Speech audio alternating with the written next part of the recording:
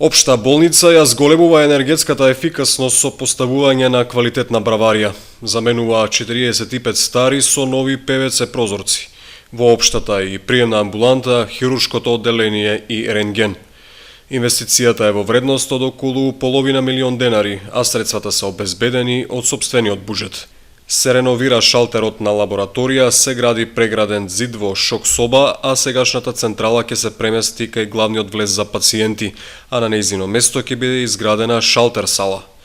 Неодамна во општа болница министерот за здравство Никола Тодоров ги предаде во употреба реконструираните парни котли и горилници за парно грејење, инвестиција на ресорното министерство вредна 6,5 милиони денари. Што се однесува до техничките новини, неодамна беше дониран и стерилизатор од страна на фирмата Стоименов. Кога се во прашање пак кадровските, во изминатиот период беа вработени и двајца специјалисти, еден пнеуматолог и еден биохемичар, а завршена е и со сертификацијата на болницата.